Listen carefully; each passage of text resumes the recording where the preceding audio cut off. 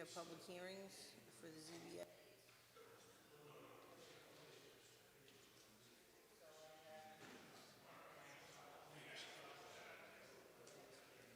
Yeah. Good.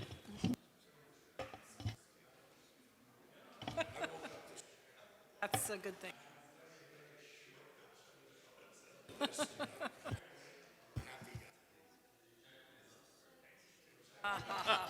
I check what? Yeah, no, I didn't. I'm afraid of that. You should do that Yeah. after you wake up. Make sure you're not in. Yeah. So it's been interesting. What's that? All right, we're going to start our meeting. Welcome, everybody. This is the Thursday, April 10th, 2025 Town of Monroe Planning Board Workshop meeting. Noreen, would you please do the roll call? Bonnie Franson, Here? Jeff Manson, Here. Pat Shea, Here. Dylan Penn, Here. Robert Garstack. Here. Thank you. With that, we have a quorum, so we can conduct business. I'd like to point out the fire exits. There are exits in front of me, behind the audience, one to my left, the main door, and another this patio. With that, let's all please stand for the Pledge of Allegiance. I pledge allegiance to the flag of the United States.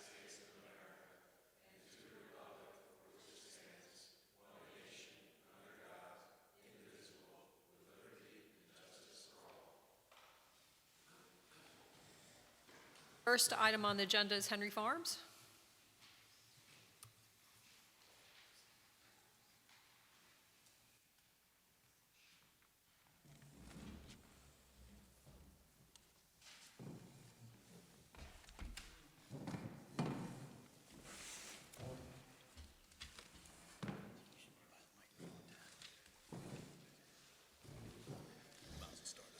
Okay, good evening, everybody. Good evening. If you'd like to introduce yourselves for the record and give an overview of your participation this evening. Sure, I'm John Dahlgren with Tim Miller Associates. We're the planners for the project. Vince Peterzak, engineer and surveyor. Gardner Barone with the firm of Bluestein, Shapiro, Frank, and Barone, attorney for the project. Mark Seamers, Peter Zack and Fow. Okay, so I'll do an introduction here.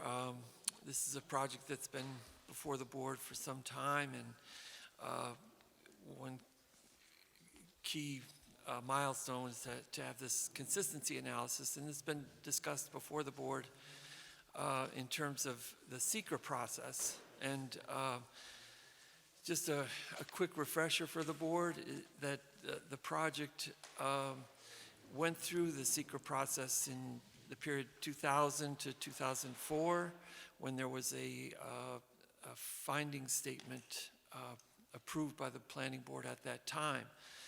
And the finding statement is included in this SECRA consistency analysis. And then after the finding statement was made, there were some revisions to the plan.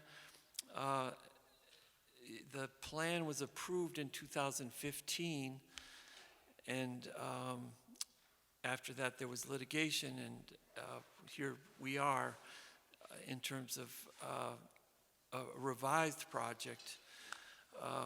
And the consistency analysis was intended to compare the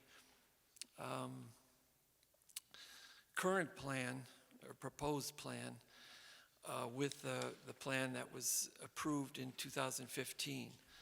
And the analysis goes through a number of topics that were approved by the planning board. I think it was 2023, a couple of years ago, including the soils and grading, water resources and wetlands, traffic, ecology, community services and fiscal impacts, cultural resources, air and noise.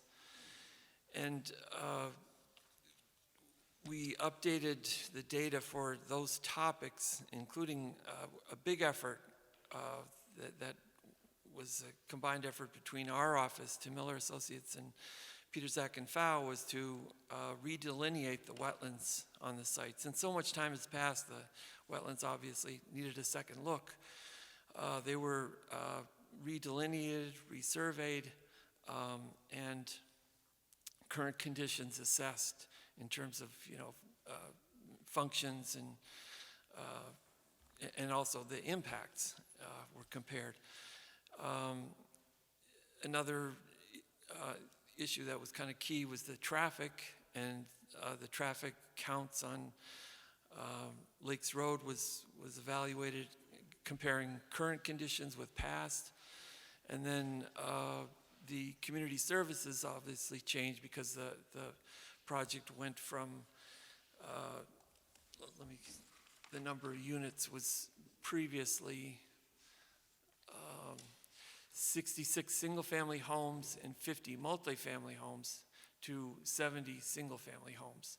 So obviously the population went down, the number of school children went down, but we reevaluated the capacity of the school district and enrollments, and also looked at the taxes in terms of revenue to the school district and to the town of Monroe.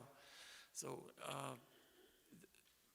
a lot of the numbers are compared in a table 1 in this consistency analysis, which kind of summarizes the two plans, the 2015 and the current plan. That's my summary. I could go over a little bit of the comparisons of the impacts. The area of wetlands did go down, and that was due to, I think, just changes in the hydrology on the site. There was a large wetland at the bottom that appears to be reduced by beaver activity, believe it or not. And then the impact to wetland, or the actual total construction disturbance went down by about 13 acres. The wetland disturbance went up. This is town wetland disturbance. And there's also Army Corps wetlands, which went down. The total impervious surface was reduced by 5 acres, and the cut and fill was reduced by also. So this is in the comparison chart in the consistency analysis, and we're welcome for any questions from the board.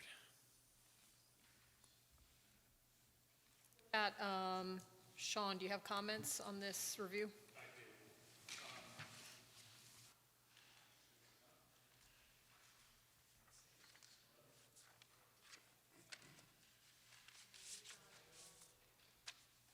Hello?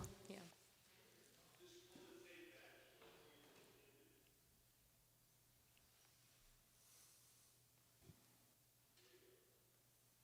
How about now? Okay.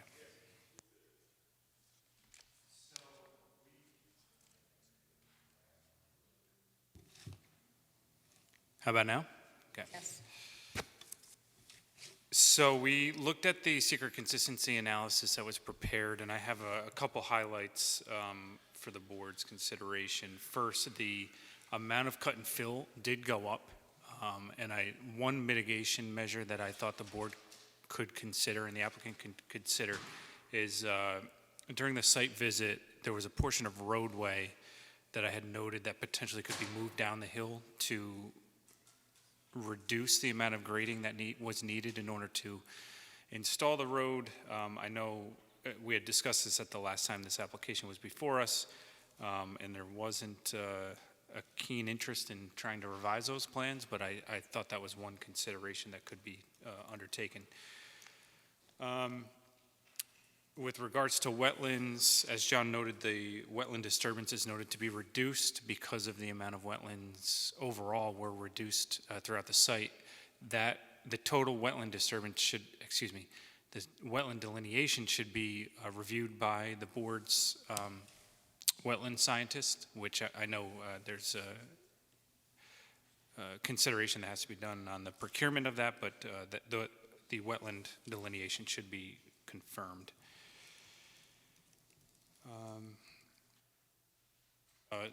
The applicant submitted a SWIP, so we provided comments on that. The consistency analysis notes that blasting may be required. It wasn't evident to me the total amount of blasting that may be required, and if there is anticipated blasting, I think a blasting protocol should be submitted, not unlike what was submitted for Monroe Commons.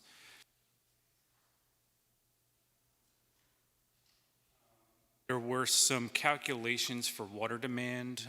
As you may recall, there's a proposed water system with a couple of wells to be dedicated to the town to serve all the 70 homes. I didn't see any quantity or quality testing. The consistency analysis referred to the testing that was done back in 2004-ish time period, but I didn't see any recent testing. I think this is important because there are some newer parameters that DOH is monitoring now, such as PFAS. That testing should be undertaken. In all the documentation that we have, because of the prior studies, the prior hydrogeological analyses, this is next to a landfill. I suspect back in the day they didn't test for PFAS in the water, right? I don't think they had the ability to during that time period. At that time period, Right. okay. Thanks. I'm not suggesting that just PFAS be tested for. I'm suggesting a full Part 5 analysis be done, which is the full gamut of DOH testing. As well as quantity, which should also be reviewed by the board's hydrogeologist. An updated traffic study was done. A traffic consultant should be reviewing that traffic update as well. And then we should get input from Orange County DPW on the access connections, as well as on the sewer improvements, and DOH we should get some input on for the water facilities.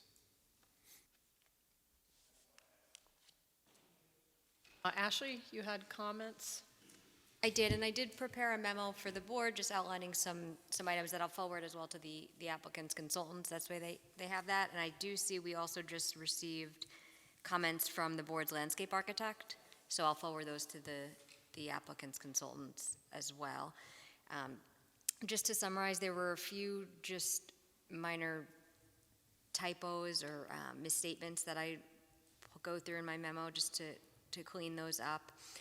As a general statement, so there were mitigation measures in the 2004 finding statement. Some of those have been modified in this consistency analysis. Some of them, it's not clear if some of them, for some of the topics, they just weren't discussed, so it's not clear whether those are still proposed to be followed or if they're seeking to not follow those. So just some clarity there on the ones that weren't specifically discussed.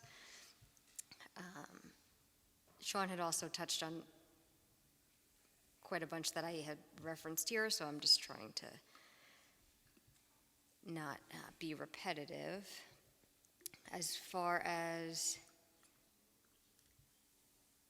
the ecology, so there was some documentation from U.S. Fish and Wildlife. There are new species now, and the board did ask for an updated habitat analysis, so they did refer to the 2004 analysis, but that didn't include all the new species that are noted. So, I mean, at a minimum, you would need your time of year tree clearing restriction for the bats, but also there were other species, I think, that need to be addressed as well. So, this is a SEER comparison analysis.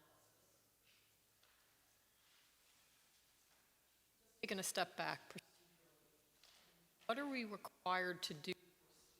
Have to out again for, Did. okay. And did you ever respond?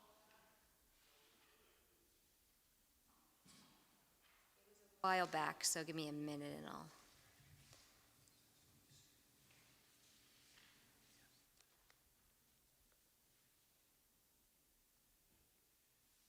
Yes, they did.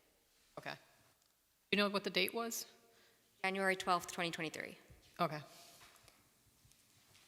They responded talking about stream disturbance, freshwater wetlands, water quality certifications, water withdrawal, speedy stormwater, and cultural.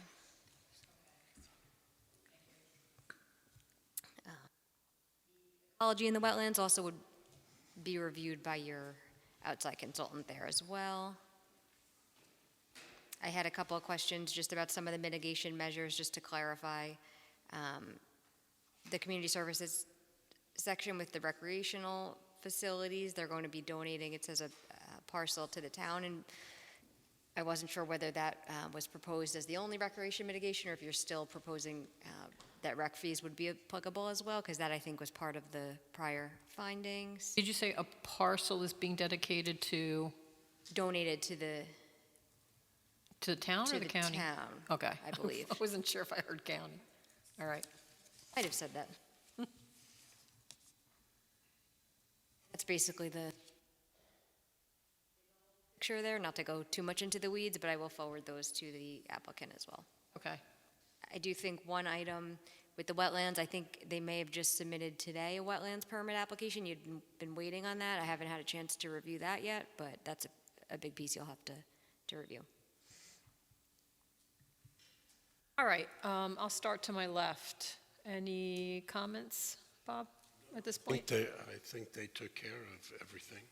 All right. Jeff? No, nothing at this time. So, first question for me is assumptions with the number of persons. What is the average household size that's assumed for this? Or was it just based on standard census information?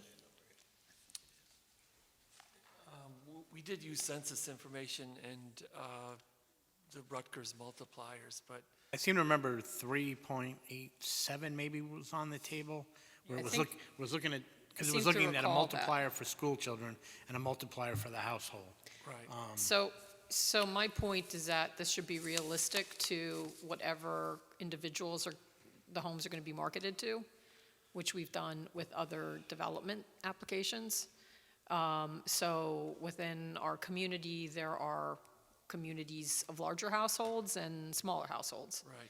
And so my question is, from a water perspective, a sewer perspective, those items that might generate, that are population-based, is this a realistic number based on who it may or may not be marketed to? So that would be number one. I definitely agree with the full Part 5, having been involved in a community with a landfill. A lot of these old landfills are now showing PFAS, so I think that testing is necessary. I think it'd be useful as an overview map. I know you did provide the old subdivision plan and the new subdivision plan, but I want to say at some point in time, I thought you guys had prepared a comparison map that showed the old and the new, and with sort of a limits of disturbance. So I think that'd be useful for seeker purposes, just to have that up front in the analysis. So you don't have to show everything, it's just more if you could outline and show the actual limits of disturbance, old to new, I think would be useful. So with regard to species, the Natural Heritage Program recommends that you get information every 2 years, that their database is updated. And so whatever DEC submitted was dated from January 23, we're now 2 years old. So I would just want to make sure that we've done runs with U.S. Fish and Wildlife Service and Natural Heritage Program that are up to date. I mean, we know for sure northern long-ear bat was designated from the old to the new. Right. But, and I don't know that there are any more. That's the one species I definitely know. But just to make sure that that's, again, at this point, I don't know when you ran the analyses originally for this. Sure. So just to address that, we did run or check with the Natural Heritage Program and U.S. Fish and Wildlife recently, like in Okay. the last 6 months or even more recently. Are those part of the appendices? Yes. Well, Okay. there's a U.S. Fish and Wildlife response Okay. to our inquiry. I'm not sure about the natural heritage. Yeah, I'd like natural check. heritage if we could Okay. get that. And so the wetlands and redelineating the wetlands that are delineated, are they all of them, or are they the ones that you believe are regulated by like Army Corps? All the wetlands. Okay. And I'll be frank, there's one area of wetlands that extends to the north of the property that we never intended to build there. It's kind of like below, I think it's Highview Avenue. And we didn't check all those wetlands because we just assume they haven't changed. It doesn't matter in terms of impact, but all the other wetlands in the proposed area development were rechecked. Okay. Do you think that some of the changes, because I was surprised that they were reduced in size, it seemed like they were reduced. Is it because of that beaver activity, you think? That it's somehow damming things up, or Right. so that it's not spreading out because it's now, I'm not sure what the effect Right. would be. I think, so in terms of the wetland on the, I don't have the map in front of me, but the wetland on the, let's see, it would be the western side, near Lakes Road, that had beavers, and since I think that it made the wetland larger back in 2004, Okay. so now that's smaller. In terms of the other wetlands, they weren't delineated by our firm. It goes back to another wetland consultant who did the delineation back in 1999. Recall who did that? Do you have that on? I think it's in our report. It's in the consistency. It may have been Robert Torgensen, Oh, Torgerson? Okay. possibly. It was David Griggs. David Oh, Griggs. Dave Griggs? Yeah. Okay. So that could have been some of the discrepancy. We're not sure, but you'll see some of the wetlands in that's the old map that's on the screen there. Right. And then I'm just with comparing it because it's the new map, significantly different. right, the new map, especially the wetland in the center of the site, of the loop road, has gotten quite a bit smaller. And we're unsure of that. It could be just climate or just less precipitation. I can't speculate. But the wetlands that are on the hillside are shallow and really receive their water from runoff off the hill. So if that runoff changes, the size of the wetland could be reduced. Yeah, I mean, it was Or done. increased. It was Or done. increased.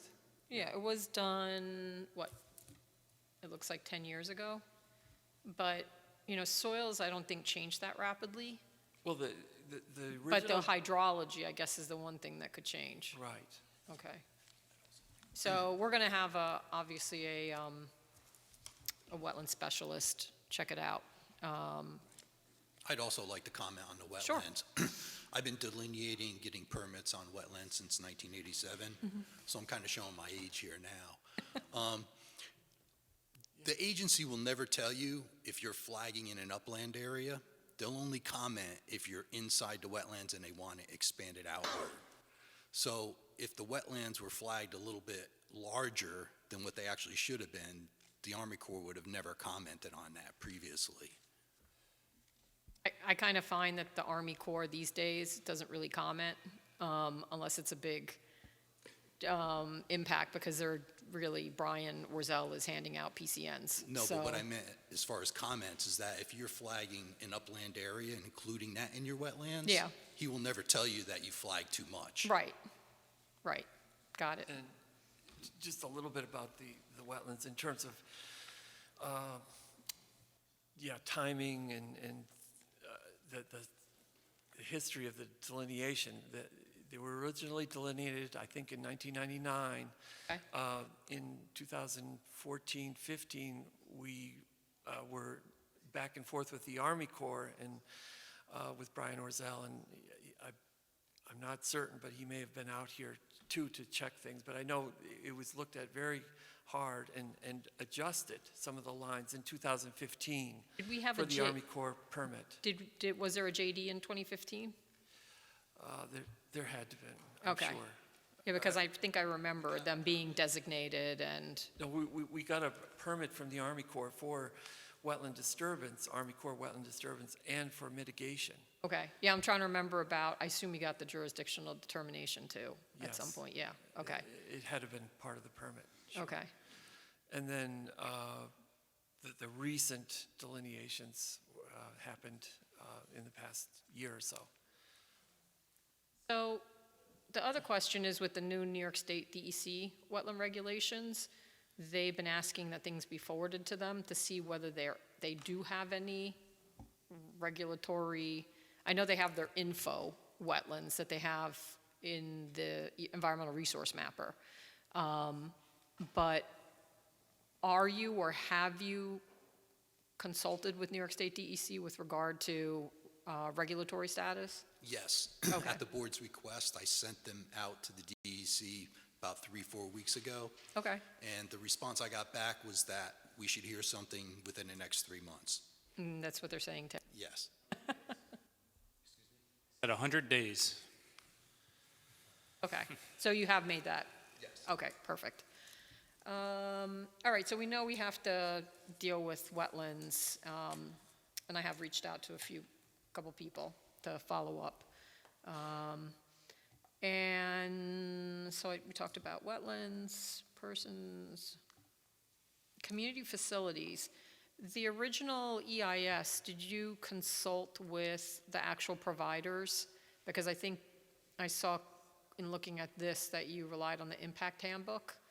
But did you actually reach out to anyone to discuss, ability, like the fire department, ability to provide emergency service protection? Because usually, I think that might have been done previously, but I don't know if it was done this time around. Right. We did do it previously. I don't recall if we reached out to the fire department specifically. I'll have to check. Okay, To that end, I've had a reoccurring comment with regards to how the project will be phased and built with regards to the roads and potential turnarounds during each phase. I suggest you prepare that before you send it to the fire department. We're planning on building the entire project at once. Again, we proposed the phasing because that was part of what was requested for the stipulation, but the project's planning on being built out. are you doing the road all at once? Yes. Okay, and the only reason, because the other is the school district. Right. So, So the intent is to binder the entire roadway before pulling your first building permit?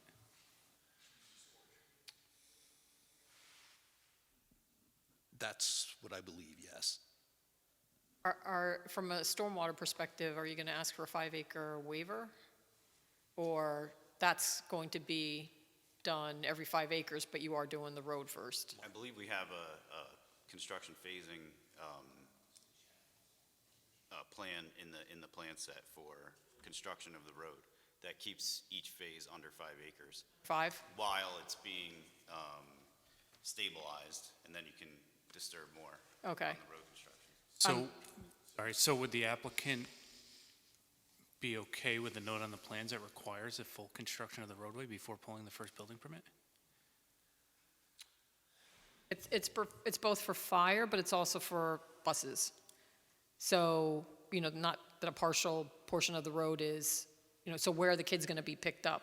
Are you dedicating the road to the town? Are you offering it for dedication? Yes, that's part of They have to, the based on dedication. the lot That count. was, okay. Yeah, that's required. Oh, that's true, because, yeah. Okay. Okay. Yeah, so we just But want, I don't know why we would be prohibited from getting a building permit. Wouldn't we be entitled to at least one building permit? I guess I should rephrase that. I don't think the first CO can be issued until the road is completed.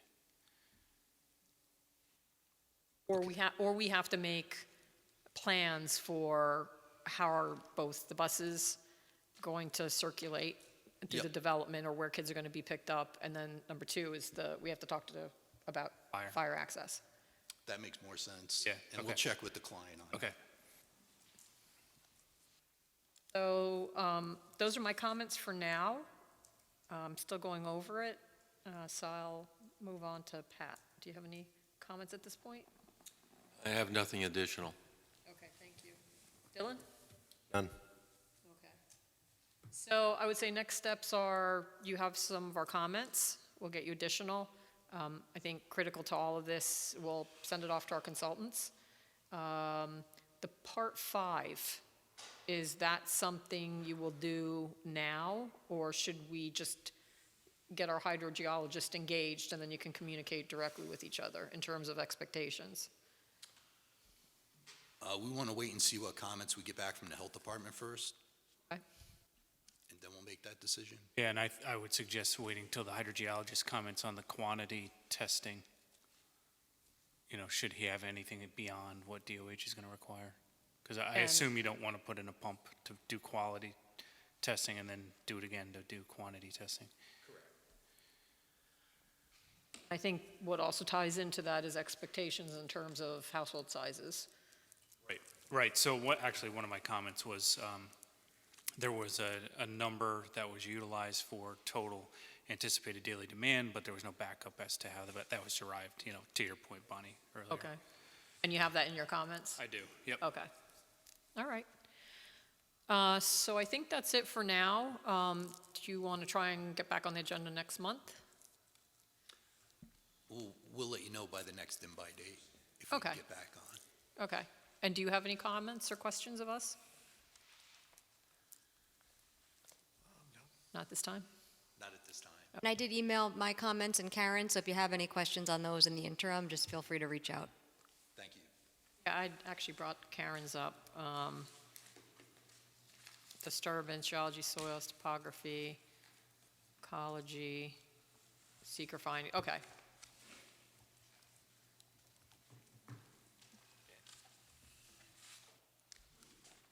We'll take a look at the traffic and see whether we need the traffic consultant That's to what take I a was look just, at it. we were just talking about that actually, and I recalled that they weren't back when we did that scope of review, you had determined that you didn't feel the traffic consultant was necessary, but you did want to hear comments from DPW, so.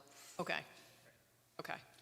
Yeah, I was thinking because we were reducing the total number of dwelling units, so even if household size goes up, I don't know if it's gonna be significantly We, changed. we did submit these plans to Oh. the DPW also, so we Okay. anticipate getting their comments by the next meeting. Okay, perfect. All right, thank you. Thank you. Thank you. Thank you. So, planning board members, we added Eagle View Estates to the agenda. They had been approved previously, but we have to consider amendments as a result of taking a look at the final plan, seeing some additional grading, and looking at Tree the scenic removal. buffer and the tree removal. Yeah, so originally, there wasn't any tree removal contemplated by the approval, but as they hammered down on the final grading revisions, there is some trees that are going to be removed, so I've updated the resolution to reflect that. And I did circulate a red line version from the prior approved one, so that way you could see what the changes are. And I have one additional change I'll just go over when we get to it, because Karen did send some additional comments this evening. I'll bring up the subdivision resolution that had been circulated. Before we get into the resolution, so does anybody have any comments or questions on what's transpired? I remember correctly, when we were looking at Henry Farms.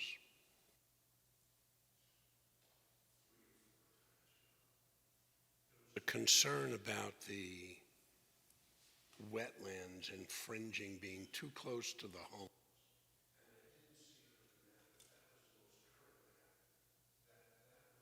Looked at it. What'd you say? Just make sure your the mic is mic, turned okay. red, so we can get it all for the minutes. The map we were looking at, was that the most current map? So regarding Henry Farms, they presented a map that reflects their new delineation. So by virtue of the fact that the wetlands appear to have decreased in size, the effect is that they're not being encroached upon. But we need to verify that the wetland delineation is reasonable. Bonnie, they are being encroached on some Right. lots. Some still, but Yes. I think Still, it yeah. was more than, It's less now than it was. Correct. Yep. exactly. That is their current map that was submitted, that's Right. proposed. But Bob, to your point, they have not moved any of the lots or any of the disturbance pursuant to previous comments. We had asked that they consider it, but they indicated that they are not really willing to do that at this point, because they really want to stick with the layout that evolved from the stipulation. So we're still working with those original layouts from the lawsuit. Are we all fine? Well, to me, it's, right now, at this point, I think we just need someone to verify that it's reasonable changes. With the layout was part of the legal agreement in the stipulation with the court. So effectively, that layout is a court order.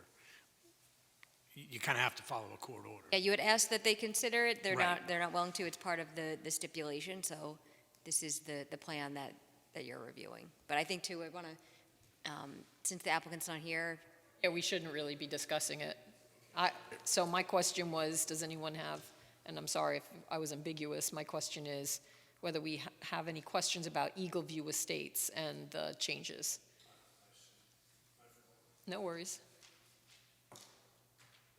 So I will, then we'll go through the changes. Is the red lines are what's actually changed from the first resolution? Yes. Okay, so we already acted upon this resolution. This is the first amendment, so I'm just going to highlight the changes. One is the subdivision plat itself that's been updated. And it's been updated in part because they also had to meet other conditions. So they were working on that to be able to get to a point where the maps can be signed. the other item that changed, so previously you had waived the requirement for a tree plan because they weren't proposing to remove any trees, but now you can no longer waive that. So they've added and are going to be adding, in response to Karen's comments, all the details that are required for that. In getting to the specific conditions, so I did take out some of the ones that were part of the prior resolution because they've been satisfied already. So a lot of the plat changes have previously been done, so I deleted where I could. The first real one that I would point out would be a small 3, triple I. So that I'm going to say, address all comments of the planning board's landscape consultant, Karen Arendt, landscape architect, noted in her memoranda of April 9th, 2025 and April 11th, 2025 to her satisfaction, and revise the landscaping tree plan as necessary to comply with the amendments to the tree preservation law, local law number 1 of 2025, to the satisfaction of Karen Arendt, landscape architect. So I added in her latest memo, and it's dated April 11th, even though it was issued today. So that's why the date is So is different there. compared to Karen's memo from August, what changes are there since we haven't had a chance to review that? There had been changes in the plans that this board approved. So the plans that Karen had reviewed in August was based on a version of the plan that didn't have those retaining walls in the front of the homes. Those were added afterwards, but Karen hadn't issued comments on those. So these now latest comments do include her comments based on the current plan. There's been more trees that are added to give more screening of those. And just to clarify, Sean, why were the retaining walls introduced for the record? So the retaining walls were added because the soil testings that were done for each of the septic systems were done in soil that, based on the grading plan that was provided before the retaining walls, would have been removed from the site. So they were essentially useless testing. The retaining walls were added to keep that soil in place so they can put the septics in the soil that was tested. So as a result of the retaining walls, that then resulted in grading and changes that then encroached into areas that hadn't been anticipated, including removal of trees. All right, so continuing on down, the next, Next revision was just to revise that standard tree preservation map note. Since the town has amended the law, I need to update the language in that to bring it up to speed with the current penalty. Some of those have changed a little bit, and I believe that was really the last one. In the tree plan restrictive covenant, it will refer to the compliance with the new tree plan in addition to the tree law. And do we somewhere in here reaffirm seeker? you had done the neg deck back in August 20th, and I looked at it, and nothing had to be changed based on that. It did contemplate that any future tree removal would comply with the bat time of year clearing, which is going to be required by this resolution. Would it be useful just to add in here that the neg deck remains something to the effect of this was reviewed against the negative declaration? An amended negative declaration was issued on August 20th, 2024, and reaffirmed on today's date, and approving the resolution, you'll reaffirm that. Does anyone have any other suggested changes? Oh, you said you had another change that wasn't I incorporated? had went over it. It was to add Karen's memo of today Okay. into that one comment. Got That it. was it. Anything else? Any questions? No? So I will make a motion with the changes we noted in terms of the resolution to approve the First Amendment resolution of approval for preliminary and final subdivision for Hudson One Enterprises, Eagle View Estate subdivision, project number 2018-0168. May I have a second? That's Bob. Noreen? Bonnie Franson, Aye. Jeff Manson, Aye. Pat Shea, Aye. Dylan Penn, Aye. Robert Garstack. Aye. With that, the motion carries, and we've approved the amended subdivision plan. So did they essentially, there aren't a lot more changes to the plan, correct? Because they were trying to incorporate them between now? Yeah, they've been trying to incorporate them, so I don't think there'll be, I think Karen had some cleanup items for the trees based on the law changes. Okay. And I have to get them the language for that one note, but I think, and you had done your review? We're not done with the review, obviously, because we just got the plans on the revised, but I don't think there's very many hurdles left on the plans. Okay. All right, next item on the agenda is Raywood Drive Lot 3.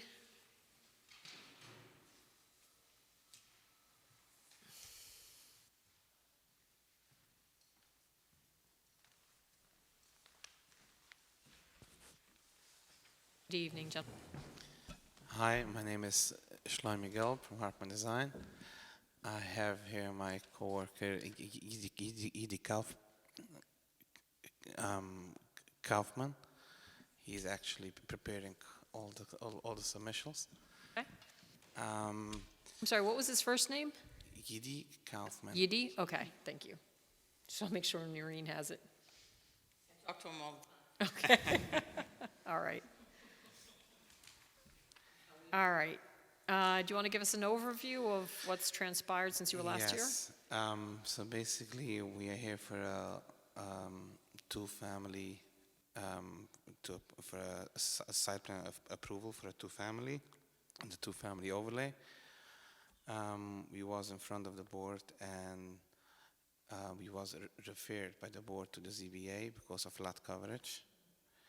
But after doing a lot of research, we found pavers that have just 60%. We have 40% grass in this pavers, with this kind of pavers, so we are complying with the lot coverage. So we are here back, want to continue with the application and not going to the ZBA. Okay, so you've submitted a plan with the intent of trying to eliminate the need for the pavers. For the- Oh, sorry, for the need for the The variance. ZBA, need for Through the the use of variance. pavers, okay. So, Sean, you reviewed this application. What are your comments? Does this I don't satisfy- necessarily agree that the variance is not needed. So the driveway is proposed to be pavers, and what they did, they used 60% of the driveway as impervious because of the pavers. However, based on the Monroe Commons application, there was a determination by the building inspector that pervious pavers, the entire area has to be calculated as impervious. Yes, but I think that the pavers what we have found is a other kind of So pavers. They have more grass between the stones. I think ultimately what you would need is a written determination from the building inspector, if that, based on these specific pavers, if he's agreeing that those shouldn't count, then we just need that determination. Agreed. So we're not going to resolve whether or not you need the variance. It's going to come down to the building inspector reviewing what you're proposing and whether he agrees that this can be considered pervious, because in the past, with other applications, pavers have been considered part of impervious because you're still compacting ground. That's what I seem to recall, That's correct. right? Below the pavers, and essentially it was affecting absorption.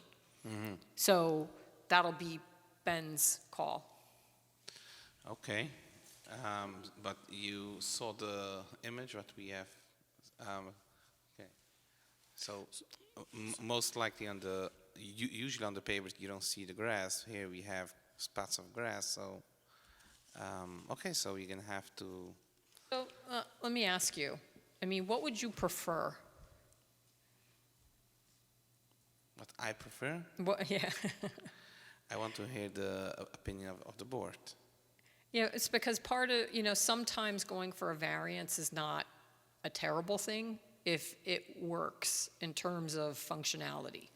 And so, in the end, if you really want to have these paved and they're going to be used all the time, it might be better to seek a variance. But, so that's why I ask, what in the best of all worlds would you prefer?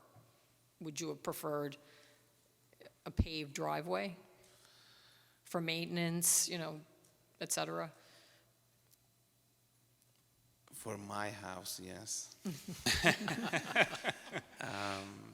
And this client, he wants to speed up his process. Okay. And Might he be wants, faster to and submit to he the don't have any issue with that. I asked him, and he said, yes, I need this. I just want to continue. Okay. So, All right. So, look, it's going to come down to what Ben opines. And then if you need it, you'll have to go out to the ZBA or come up with some other solution. And it might be worth going to the ZBA because, as currently shown, it appears that you need a variance for parking in the front yard setback. So you may be able to balance the amount of the front yard parking in the front yard setback versus the impervious lot covered.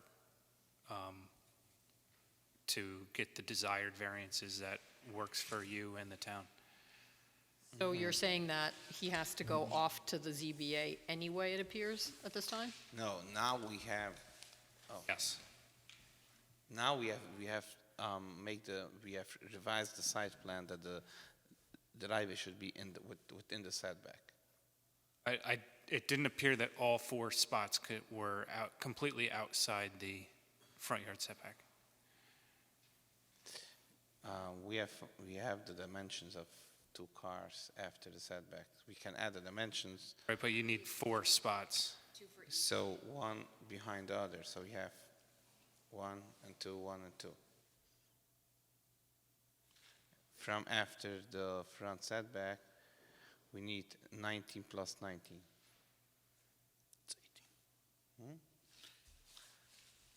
That's what I was wondering about, because I see that it's proposed for double stack parking. Yes. And I was wondering if that was acceptable within the code, or does each car parked have to have its own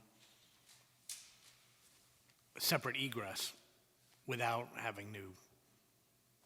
Based on other applications, they do not need to have their own, Right. the owner's allowed to jockey the cars Sure. to get them out.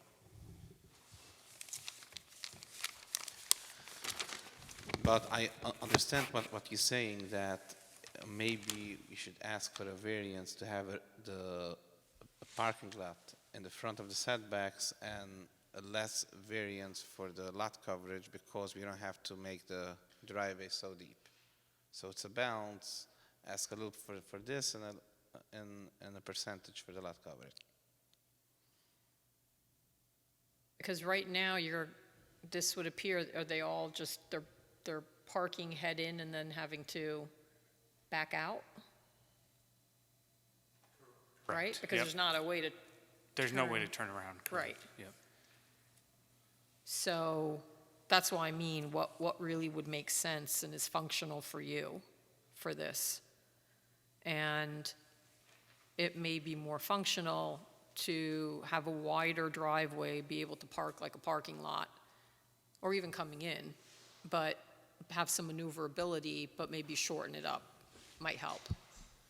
So I think that still needs to be examined. And this board previously had referred them to the ZBA for any variances, because there was a few different, I think, iterations of the plan they were considering. So you could think about, what you want to present, and if you want to go to the ZBA, you could go. If you want to just come back here, you can do that as well. Okay. You have any comments? Just one more thing. I sent those pictures to Ben, Okay? and whatever, he told me that we can use it, and 60% is considered as lot coverage, and 40% is grass. So we didn't have to calculate the towards lot coverage. So I don't have any communications? Yeah, obviously you need something in writing, but Yeah. just. I think Sean will touch base with him tomorrow and communicate what you're proposing, and then look at whether it is or isn't different from, again, we don't want to, be inconsistent with other determinations. And regarding the 2 feet wide sidewalk, if the applicant is okay with the 2 feet wide sidewalk, can he proceed with application with the 2 feet wide sidewalk? One of the comments is, comment So- B. So why don't we go through Sean's comments then? Hold on. But to that end, there's a walkway between the driveway and the house. It's proposed as 2 feet wide. I'm suggesting that be increased to 4 feet, which therefore exacerbates the potential need for a variance. What does code require 4 feet? I know in a public right-of-way. For ADA, 4 feet is required. This is not subject to ADA because it's not commercial. I'm not aware of a code that does require a sidewalk to be a certain width, but that was just my recommendation, to go to 4 feet. 2 is like, it's No, not a but lot. This is what the applicant wants. The baby stroller's going to be on the grass. Right. So, and again, I think I'm personally not opposed to you going off and getting variances. In the best of all worlds, you need it to work for you. So, why don't you go through the rest of your, Sure. So just a reminder, once the impervious coverage is resolved, and an updated SWIP will need to be prepared based on that updated amount of impervious coverage. How far off are they from the 60%? Do you know how far are they off? Do we recall? What's your calculation right now? Assuming the pavers are not pavers, what's your impervious? I believe it's somewhere in the range of 30, 38 probably. 38% of the lot. So Would- you're would at be then 38% is, As of now, it's just 30. 30% of the lot is covered. 30% is the maximum allowable. 30% is a max Yeah, for the impervious? correct. Okay, and they're at what? If you assume the pavers are impervious? To do the math. Okay. They did it at 60% impervious. Okay. I'm just wondering how big of a variance is it? Because that's the other factor. If we're only talking about 1 or 2%, No, it's that's one definitely thing. more. I don't know what it is. No, it's more. Okay. How much was the original?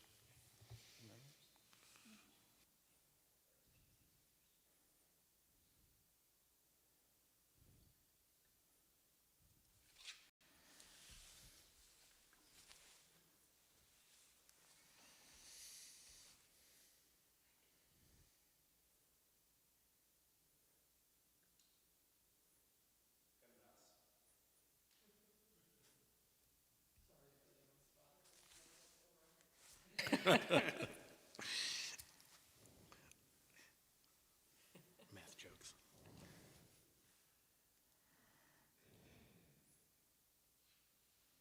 I'm getting 32.9, so not at, 2.9% it's not over. a lot. It's not an egregious ask at the Only if we have only the 2 feet walkways. Only if you have the 2 feet walk. And we have this parking. I think we was by 40% For around 40%? by the original application when Oh. we was referred. Okay. Was by Also, though, 38. you could always present the different alternatives to the ZBA and say, this is like the least amount of variance, but we really prefer this, it's more functional if we have the wider walkway, that kind of thing. 35.8% if you make it 4 foot wide. So you're not like 30 versus 60. Right. It's 5%. Over 5%. So, okay. I see you picked up on my strollers too, in your comment. Sorry for going back. I just want to clarify one thing. If the building inspector comes back and writing that the 60/40 is right, the board is okay to proceed with application with a 2 feet wide sidewalk, and we can come back, proceed with application as Then, it's now? question for the board. Well, let me put it to you this way. If the building inspector says it's allowed, then we can't require, and the applicant wants to use impervious this turf paver, then I don't know that we can say that they have to pave it, if that's your choice. No, my question is regarding the sidewalk, the 2 feet wide Oh, sidewalk. the sidewalk? Yeah. I don't think this 2-foot sidewalk's a great idea. I mean, the pavers, you could use them. I think it's an inconvenience for you. I think it's going to be a headache maintenance-wise, and it would not surprise me if you come back and ask, not to us, but eventually to the ZBA to put impervious in. But I think in terms of safety, if there's, some kind of access that's needed, convenience of the pedestrians, I don't think 2 foot is practical. But can you do 3? I mean, I think 3 is better than 2. Certainly 3 is better than 2. I guess I'm thinking about where this lot is and that it's at the hard end of a dead-end road. There's not a tremendous amount of traffic on Raywood right now as it is. I mean, I've been up and down there a number of times, and you're not going to have a lot of foot traffic crossing in front of this property. At least I don't think that you would. So it's more for the convenience of these homeowners than, to connect further down the street rather than pedestrians constantly walking up and down Raywood. Are we talking about the sidewalks that are in the street right-of-way, or the On the, they're the sidewalks from the around the driveway building? to the front door. Yeah. Oh, around the building? Okay, Yeah. I thought we were talking about in front of the, Yeah, no. okay. No. I think you're meeting whatever is required within the right-of-way. It's your access to the Parking, homes yeah. themselves. Correct.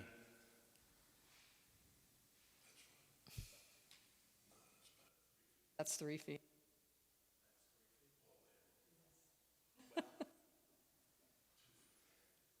Okay, valid point then. Look, this is Yeah. 8.5 by 11 sheet, Right. right? So put two of those together and a little extra. It's going to be about this big. Have to tight walk into Yeah, the house. that's narrow. Okay, That's narrow. good visual. So I don't think 2 feet is good. Can you show me on the plan where that, you bring up the plan where that Sure. walkway would be?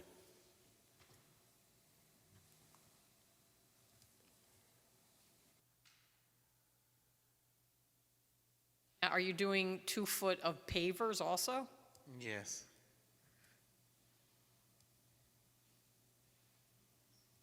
So it's 2 feet this way. And then 2 feet, I guess, right in here. From my perspective, that's just not practical. I would say you need 3. Okay, so we're gonna have to rediscuss that with the customer, Okay. and we're gonna see how we're gonna Yeah. proceed. I mean, I really think it's in their best interest not to have 2 feet. That just isn't convenient for them, 100%. you know? Okay. But so Sean, and Yeah, there's just one I wanted to hit because I think it's important for the applicant to start doing now is there's an existing outside user agreement with the village for the water use. And I know that takes some time to get the language right to refile that agreement for the increased demand of the second unit. So I know in the past, I thought you were adding, if it's just the water, just for the usage, I think it might be covered by that letter you had gotten for the other application. For some reason, I thought there were sprinklers or something else proposed with this that needed a potential change. Is that the case? for the original Yes. So since then, the village gave a letter clarifying that original agreement satisfied if they were going to put 2 families instead of 1 families, because it did have language about a dwelling unit. So we'd had some back and forth. I think we resolved that for the Lot 1, the one you had recently approved. But for some reason, I thought there was another use of the water that was maybe going to make this different. Is that the case, or it's just? it's just, Okay, so then I just think that would be domestic covered water, by that as well. We Do you didn't think have that to sign- agreement then takes, so I think the- it takes care of that, yeah, I think the original agreement already covers that, based on this letter. Okay. And that covers this lot as well? Yes, I'll go back and double check. I'm pretty sure the letter said all lots. 3 lots, Yeah, Okay. And they had said 2 2 families, yes. Okay. That one seems to be satisfied. Yes. Ashley, do you have comments? I think,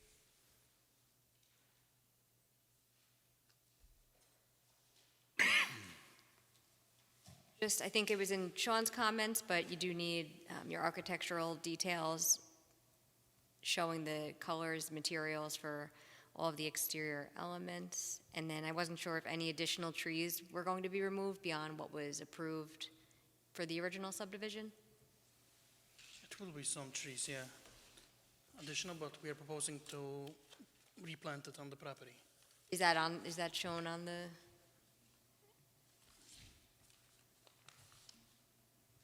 Are we going to have Karen look at this?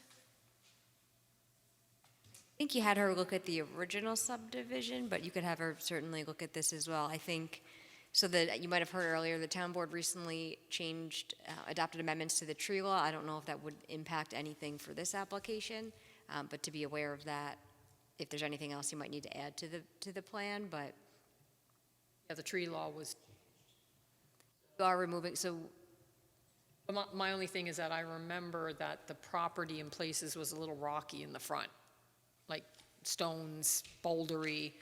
And so I just want to make sure that, I think it'd be useful for Karen to see it, to make sure they can do the plantings they want to do. Because they may have to put fill or other things in there to make it happen. But we still have to, we still have to look at the new tree law. Okay. Are you showing the trees on the, On the site plan? It is, but it's not clear which one is different from the subdivision, so we'll tell for the site. okay, and then when you resubmit what you're removing and what you're proposing in place of that, then you could send it off to Karen. And just take a look at that new tree law too. It's local law number 1 of 2025. See if there's anything else you need to add based on that. I think they sent it to me the other day. Okay, so you can always send it to Yiddy.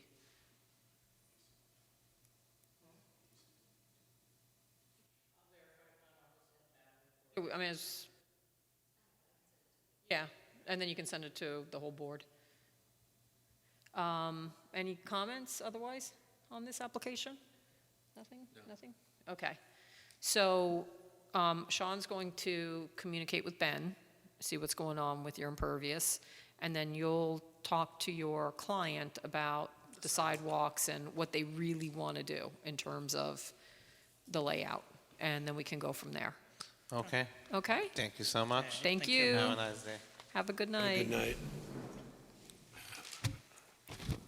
Right.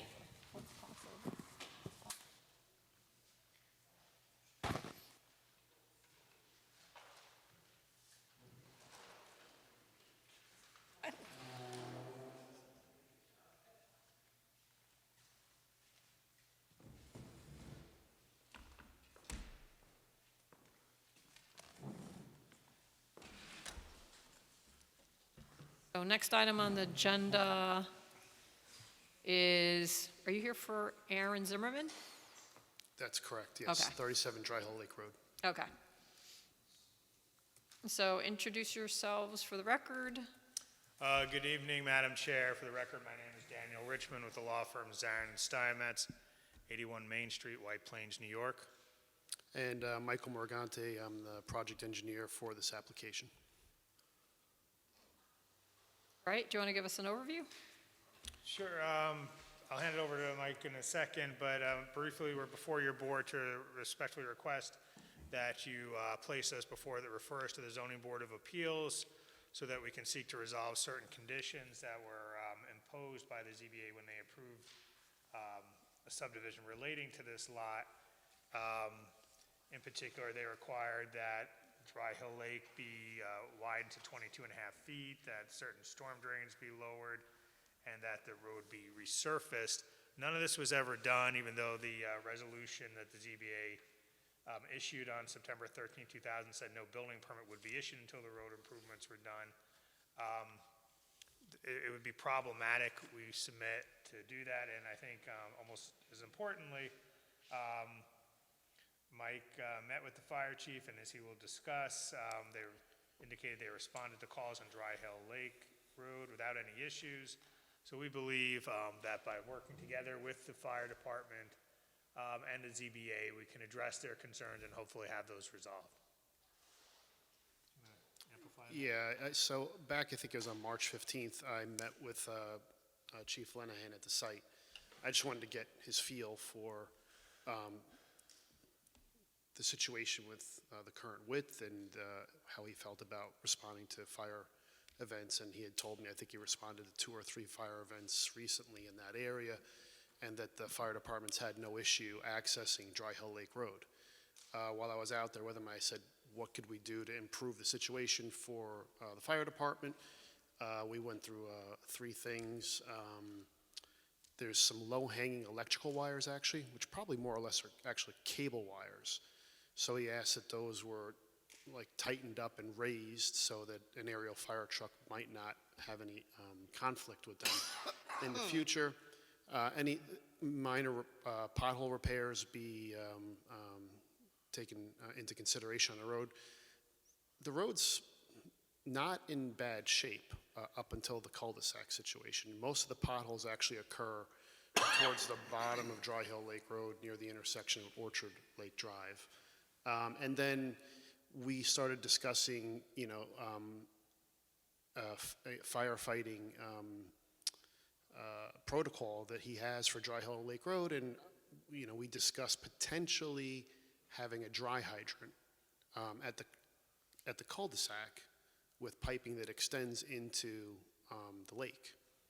We would need to take a look at the depth of the lake and make sure that it was suitable for that, and we would also need to work. I advised him that we would need to work with the planning board because a wetland permit would be required for that because we'd be going through the wetland buffer.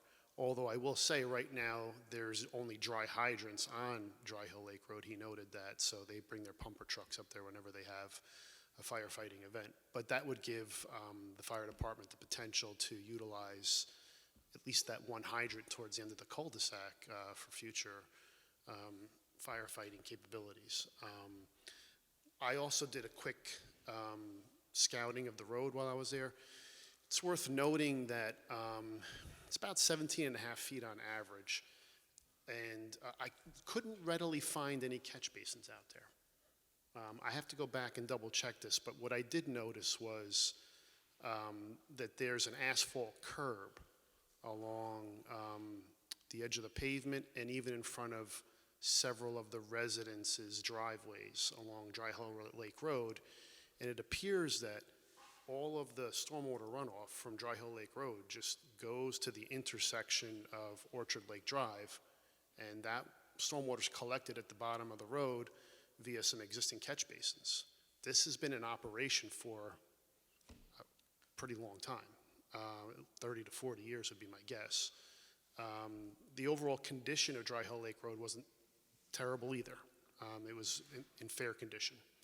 So this is what I noted when I was out there, and I just find it very interesting that these were requirements of a resolution, and yet it appears that the only thing that might have been done was asphalt curbing along the edges of the road to prevent runoff from going into any of the neighboring properties. It's private or it's already town? It's private. The road is private, if that's what you're asking me. Yeah. Yeah, it's a private road from the intersection of Orchard Lake all the way through to the cul-de-sac terminus. So I don't think we have to refer the applicant to the ZBA, although we appreciate you letting us know what it is. I'm not sure. But are there any other variances that are required for this? I just pulled up Ben's comment here talking about a 280A. Yeah, Yes, so I'm there not was the sure. prior 280A, and that's the conditions that they were speaking of, that the road improvement requirements that were based on that prior 280A variance. So I think they're essentially seeking an amendment of that prior variance. Variance that they, They already had received, Okay. exactly, they had received one, so they're seeking to modify that. yeah, because I don't think this one's been in front of us for a little while. It was July. Okay. So, Madam Chair, I think we respectfully ask if you could refer us to expedite us on our way. We're trying to move this along. I understand. Sure. I respectfully request that the board would refer us to the zoning board so that we could expedite the process here. We're eager to work with the board and the fire department.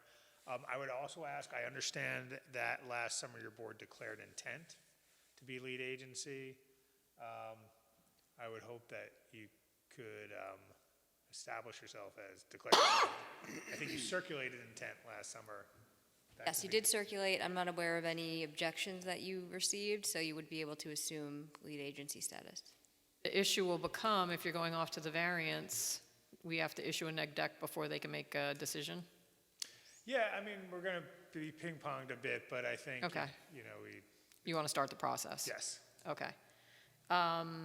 Sean? Just one thing to note, since you're going to the ZBA, my notes from July have that the wetland boundary needs to be delineated, redelineated, which then affects the net lot area calculation, so I would hate to see you go to the ZBA and then need a lot area variance.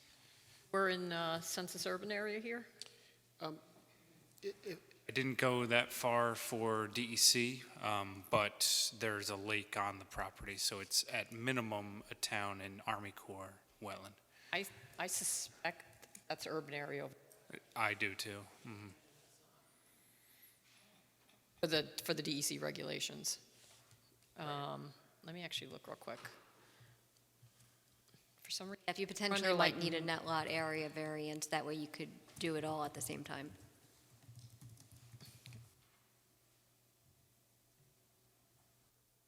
I'm sorry, you were, That if potentially they might need the net lot area variance, that way they could do it all at the same time if they're going to the ZBA for the 280A. Also, I had a note, so the 280A, one of the other things that it required was lowering the storm drains. So I don't know if that had been done, or if that is something maybe that you should discuss with Sean or the highway superintendent, just to see that, I know you were working with, you said the fire department, but also I think it'd be good to have Sean or the highway superintendent weigh in on the storm drain condition. we're definitely in the, I think we're in it- the Curious Joel urban area. I think it would be a good idea if we could set up a site visit between me, you, and the highway department, and just take a look at the road, I think in general, see if we can find these catch basins together.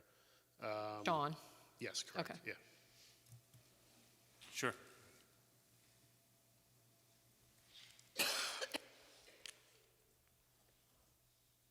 So, at this point, are we clear on all the variances that are needed? I know you want to amend the one variance, but are there any others? Or should we just Potentially- refer it and say? Potentially the net lot area. Net lot area. In that lot area.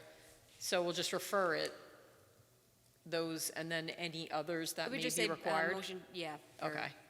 I'd rather be, Appreciate that. yeah. And you don't have an issue with us doing the referral? Okay. Any comments? Yes. I just have a question. What is it when you refer to a dry hydrant?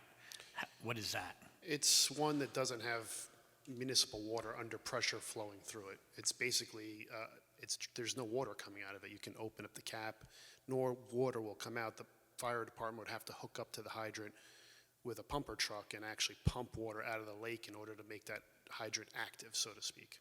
And you said there are dry hydrants already on. There are dry hydrants. The chief alerted me to the fact that there's just not enough flow within the town's water system to provide firefighting capabilities, at least, I think in the entire town, and for sure on Dry Hill Lake Road. They're not dry hydrants, they're hydrants connected to the town's water system, yeah.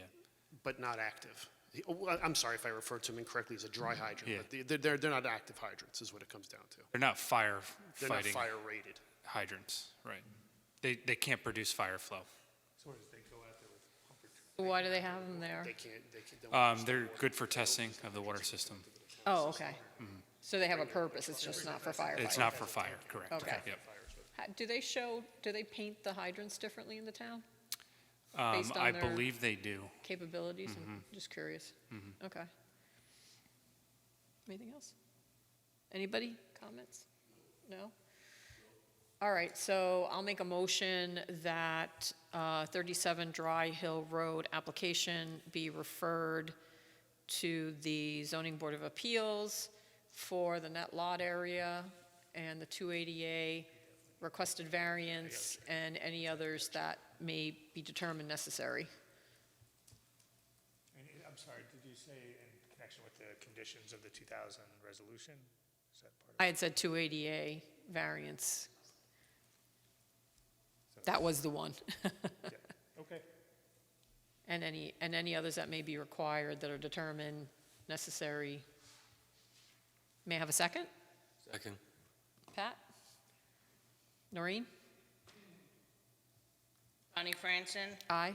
Jeff Manson, Aye. Pat Shea, Aye. and Aye. Robert Garstaff. Aye. Thank you very much. And then a motion to assume lead agency status?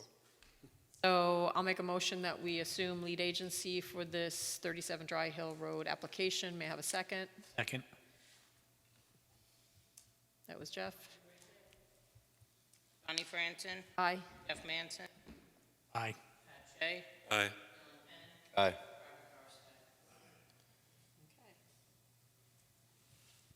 All right, so you'll be back to us for processing the application because we need to get to a neg deck too. Yes, but I appreciate your referring us to the zoning board so we could get this, have come to an understanding with them.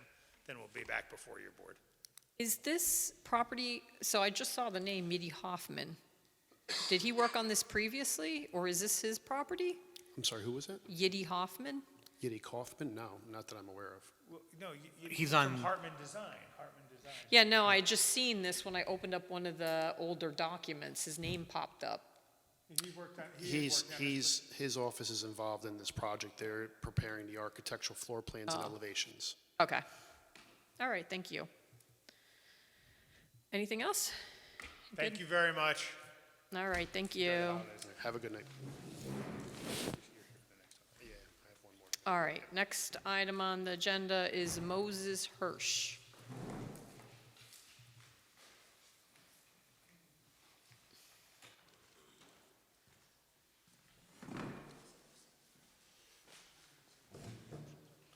Good evening. Hi, good evening, everybody. My name is Yitzhak Stein, Ideal Design. Came to present my client, 47 Seven Springs, for the 2FO, two-family overlay application. We submitted some additional documents, and I'm here to discuss the matter. Thank you. You get 47 Seven Springs digitals? Yes? Is it under another name? I think it's, I just no, it's sent under it as 47. 47. Yeah. You sent, because I have 47, I'm wondering if I put it somewhere else. Let me I see. think I had sent it at 47, but the account that got set up in the computer was under I'll forward it to you now, Bonnie. Okay. What was the name? It's, the email's gonna come through as please print 11 sets. But the name of the applicant? Moses Hirsch. Hirsch. I just had a power outage in my office, so Oh, I no. just forwarded the email from the print. Oh, Sorry I'll about get that. it, no worries. This always happens to me. There's always one.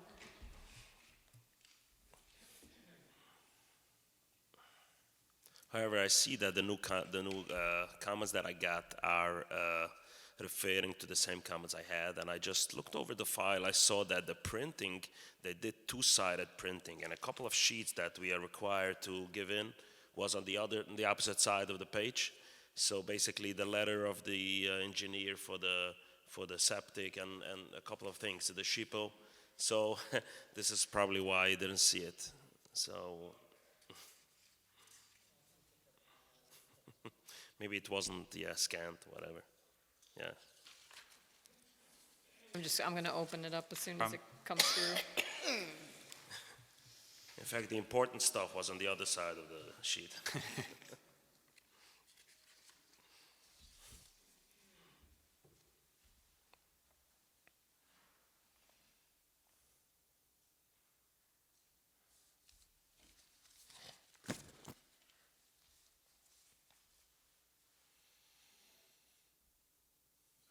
Send it?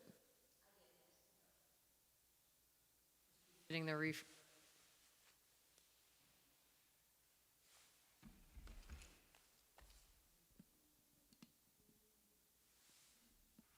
Oh, it's 14 megabytes. It's coming in. There we go.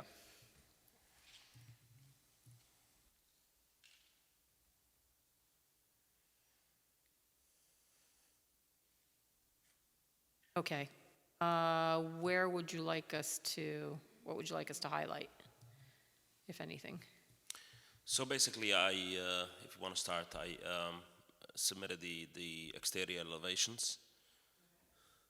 And if you want to go down to actually, this is the other, that's the plans. Also, I saw that's one of the comments that they want to put in a separate sets, the architectural plan and the engineer's plan. Also, the printing, so just put it together. So if you go to the documents, to the other attachment, there should be another attachment. Yeah, this one. So you can scroll down. We have the application. And page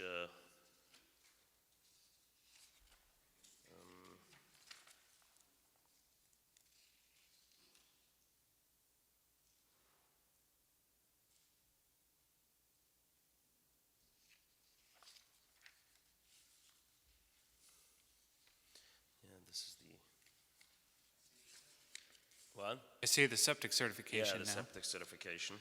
This Yeah. one? Yeah, that didn't make it to the hard copy. Oh, okay.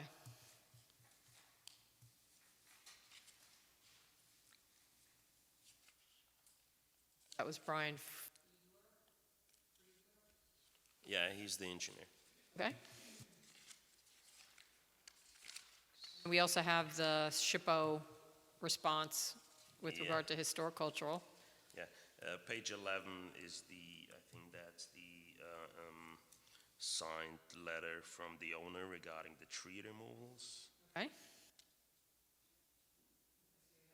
F. Site visit. Oh, that's different. Yeah, the site visit consent for the,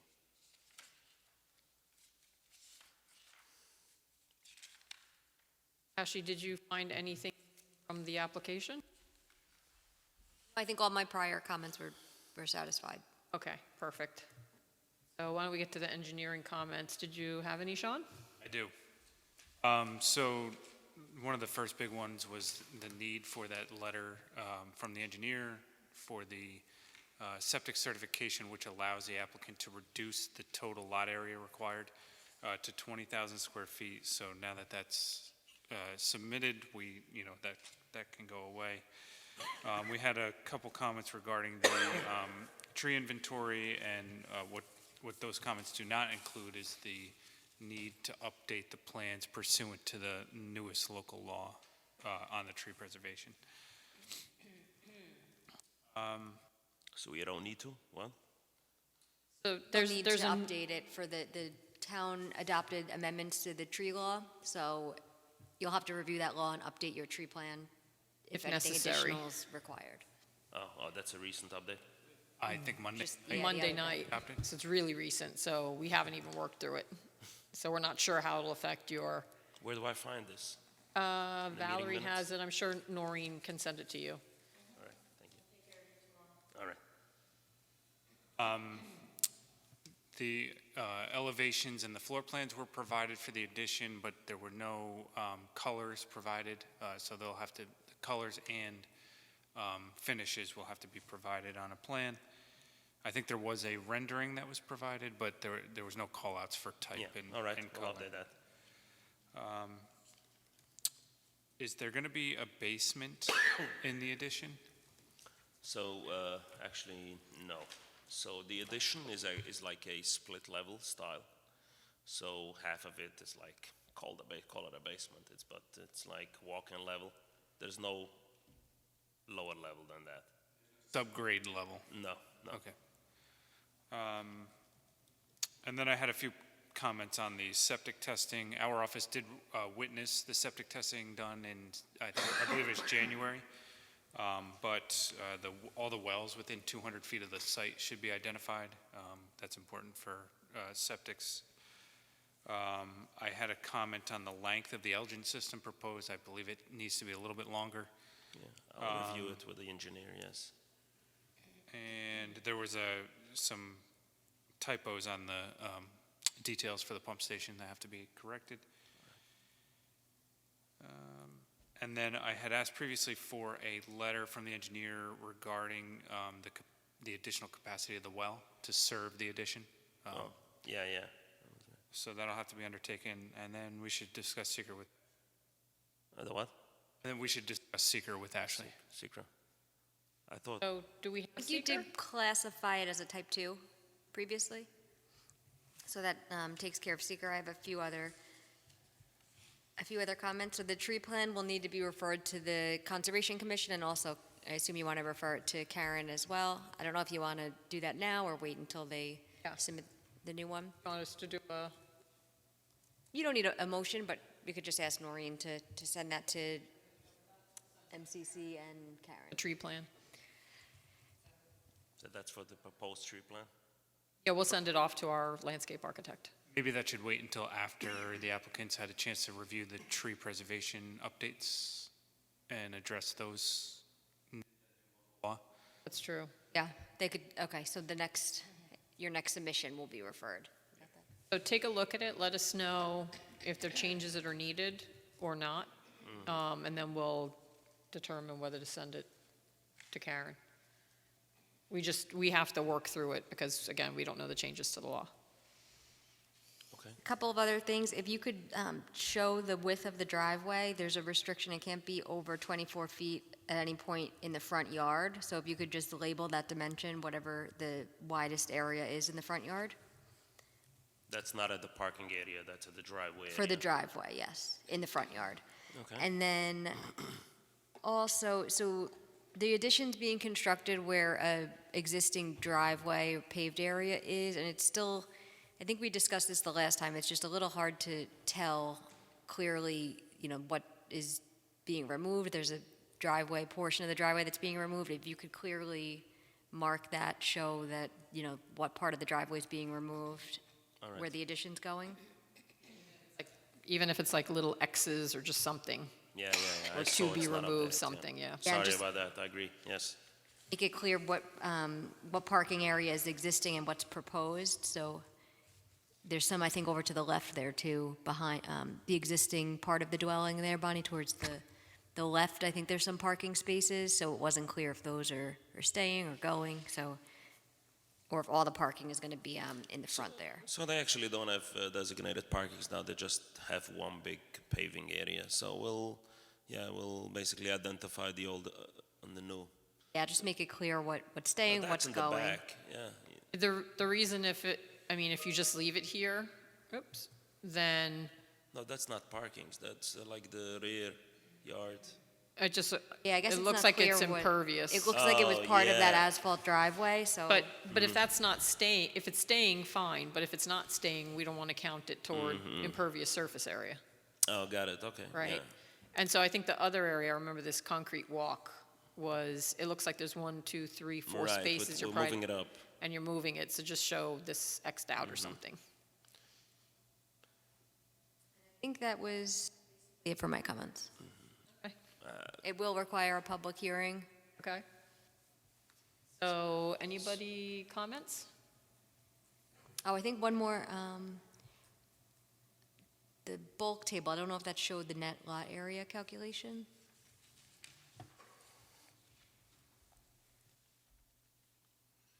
And then also your tree preservation note on sheet 1, it cuts off at the end, I think just the font size or a product of Where is it? the tree plan note on your site plan sheet, it just cuts off at the end. I think it's probably a product of the font or something. Where is the tree On the now? left, lower left, Lower left, I believe. left down here? Yeah. Okay, we'll check it out. That's soil testing? No, Oh, over here. I This think it just area is here. like trails off, incomplete. So it's somehow Yeah. cut off over here. And I'll have to get you updates to that anyway, based on the new law, but I don't know, does it have the approval box? Okay, Noreen, if you Yes, can send big it to me. approval blocks. Thank you. Something that I can fit my No, you should see handwritten. Seriously, I'm not going to accept it if it's No, tiny. no, it's just different than our normal. Okay. I don't know where they came up with it. All right, well. I don't have the heart to tell. Question. Yeah. I'm sorry. I'm done with question funny regarding the approval wa- boxes. Yes? Sorry. That's okay. Yeah, regarding the water capacity, what is the number of the water capacity that we need? I'm just trying to research that, and It's shown in your septic calculations, it's 880 gallons per day. 880 gallons per day, but there should be a peak factor of 4 applied to the gallons per minute. So you have to take the 880, put it in gallons per minute, and then multiply by 4. divided by 4, Multiplied by 4. multiplied by 4. Calculated. Figure out. Putting Sean to the,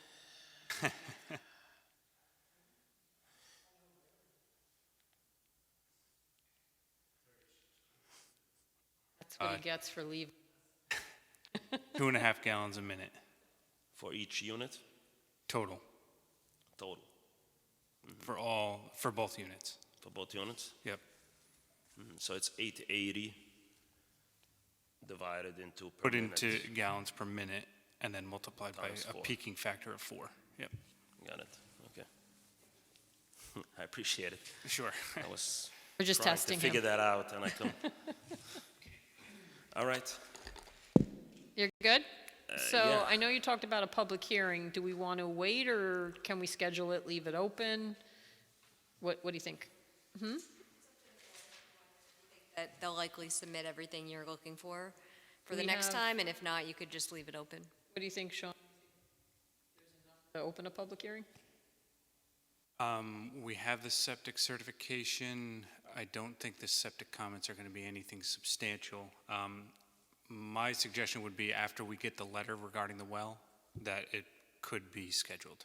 And they had to show everything within 200 feet? They do, for the wells, yes. So those 2 items. Okay, so when we get those 2 items, we'll schedule it for a public hearing. Got So it. the So we can do it today? confirmation of the well, Want to do it on receipt of? yeah, so we could do this. We'll schedule you for May if you're able to submit what we're looking for by the in-by date, which is, April 25, I think.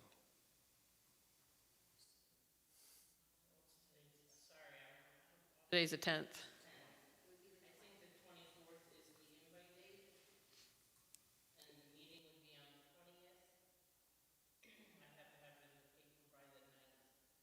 Of May. Have to have it by the 9th of May. No, no, they'd have to submit by By our, the 20 24th of 24th. April is the submission date. And Sean confirm it's Okay. So I'll make the motion that we schedule a public hearing, provided the applicant has submitted information on the water capacity and the locations of wells within 200 feet Of the site. of the site. And that determination will be made by our engineer. May I have a second? Second. Dylan seconded. Bonnie Franson, Aye. Jeff Manson, Aye. Pat Shea, Aye. Aye. Robert Karst. Aye. So you're scheduled for a public hearing, provided you're able to get that information to us. Otherwise, we'll have to hold off. the date of the, I don't think he included the date of Oh, the sorry. hearing in that motion, so it would be May 20th. May 20th at 6:30 6:30 or soon thereafter. All right. Okay. Thank you. Thank you. All right. Have a good night, everybody. Have a good night.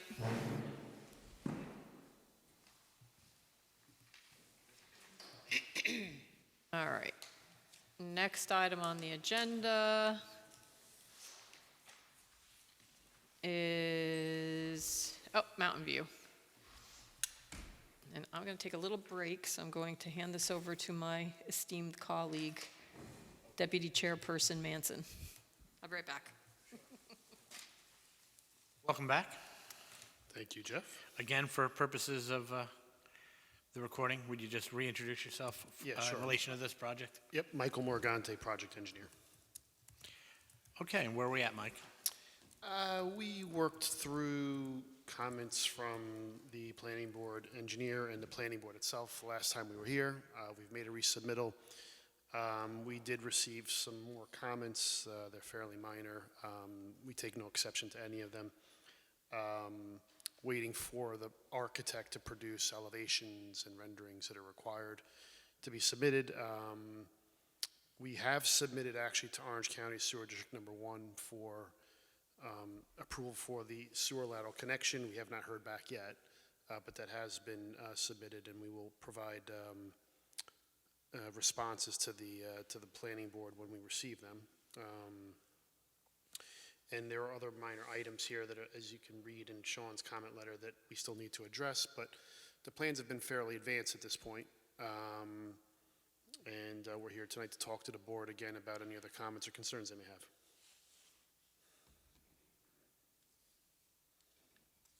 Sean? Sure. So, if you recall, at the back of the site, there's a floodplain and wetland.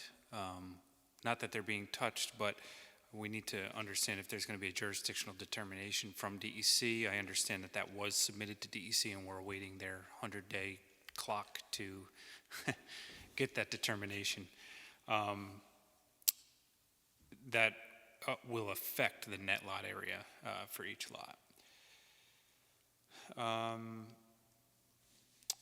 There is improvements within Mountain View Drive. I don't think we've gotten any comments from the highway superintendent yet, so we should follow up with him on his review.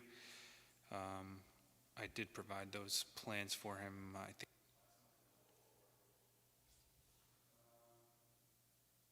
The plans were provided for Karen Arendt's review, so we'll await her comments.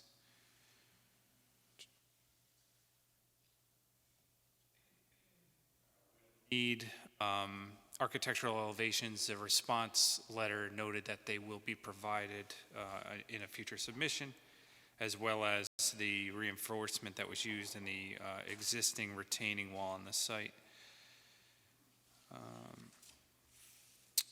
The Lot 1 parking had a spot shown within the front yard setback for the existing dwelling.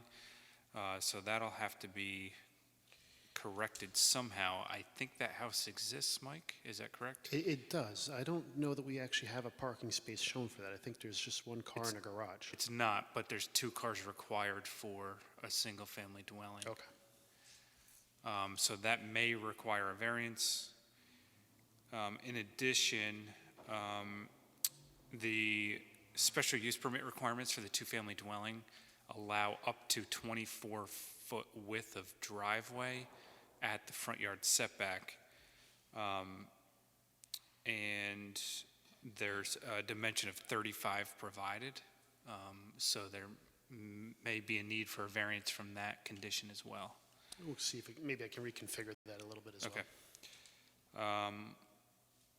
I have a note here about the tree plan, and, you know, as we've discussed tonight, Mike, there's a new tree law that'll have to be complied with. And that just about does it. Oh, and just one more item. On existing retaining, that's noted as over 4 feet. Did that receive a building permit? Yeah, I'll have to check on that. Okay. Ashley? So just a couple, I think the one Sean had mentioned about the driveway width for the 2-family, if the applicant's going to be pursuing a variance for that, or I don't know if you know that answer yet, but if so, then you should go to the ZBA. And also, so a comment or a response in the response letter indicated that the house on Lot 1 is constructed, but I think previously, or the plan itself says that it's under construction. So I wasn't sure which was. I'll find out if it's been complete or still in the process of being. Okay, yeah. if you can, and then just modify the plan accordingly if needed. And I think that was my only additional item. I did circulate for, sorry, one more. I did circulate for lead agency late last month, so the 30 days hasn't passed yet. So you'll have to wait to assume lead agency. Okay, let's see if we have any comments or questions from the board. Dylan, can we start with you? I have none. Pat? None. Bonnie? And I have none. What questions might you have for us at this point? I don't have any actually myself. Okay. You know, the comments are clear that we received. We'll just get you guys the elevations, floor plans. We'll see if we can make modifications to either avoid parking in the front yard or prepare an application to the ZBA accordingly. We will provide all the responses to the comments in a timely fashion and try to get back before the board. Hopefully by the time we come back, time will have expired for the lead agency. Hopefully the board can consider adopting themselves as lead agency, and maybe at that point we'll have enough information, we could even consider a public hearing or something of that sort. So, Bob, did you have any questions or comments? No. Thank you. Noreen, I would suggest that, as we discussed with the previous applicant, we're going to need to get out the new tree code to all of these applicants, and I would appreciate if you would circulate that out to the board as well, so we can get up to speed. Thank you very much. Ashley, anything process-wise that we should be considering at this point, then? Okay. Thank you very much, Mike. all right. Have a nice evening. Have a nice Easter. Happy Easter. Sorry, I didn't realize you were connected to 37 Dry Hill. I would have put them together. Yes. Remember for next. All right, have a good night, everybody. So, couple of items before, we're not going to do minutes this evening, because some we did. I have to get you the ones, I have to give you the ones we did, unless you figured that out, because I thought I sent them. No, you didn't send them, but I listened to the tail end of the last meeting, Okay, and I pulled off. I think those are the only ones that are remaining, okay, except for the one February that I thought I had finished before I left. okay. So that I noticed that today when you questioned, I'm like, no, they're all done, and I'm like. Yeah, "Not I said even I would do the one last that I, Yeah, I haven't even looked at the March ones yet. okay.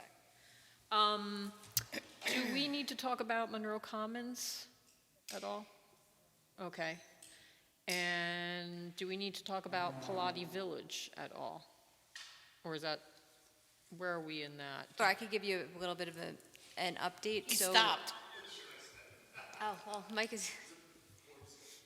is here as well, so, and I don't know if you have any update on that. So we had a staff meeting this past week, and the applicant's looking to amend some of the approval resolution regarding the number of senior housing units. It's impacting their ability to get funding from the state because the resolution required more senior housing than is required under your code. That's how the project was proposed, so they are seeking to amend that. It'll need some tweaking with respect to the parking on site. I think there's a little more parking that's going to be needed for the non-senior units, and we asked the applicant to submit an update on traffic to confirm that it's not going to, be any larger of a traffic impact, and also the fiscal analysis in terms of potentially additional school children. I think those were the main areas, potentially stormwater. Right, stormwater and bedroom count for water and sewer demand. So, yeah, and I don't know Why would the stormwater be changing? if they need to add additional parking Oh, okay, based on the. yeah, Senior. okay. So I know they are under some time constraints there and want to get moving on this. So once you get the new submission from them, they'll be before this board and hopefully be able to go from there. Do you have any update, or have you looked at any of the site plan issues? Yeah, it with wasn't on the agenda, parking, but or- I just thought we should ask because I thought you'd had a So meeting. I actually just completed the amendment for the additional parking. I think we ended up having to go to about 193 spaces. That will need to get included. We're adding 190? No. We're going from, I think we were at 150 and change, and we've gone to 193. So we added somewhere around 40 parking spaces.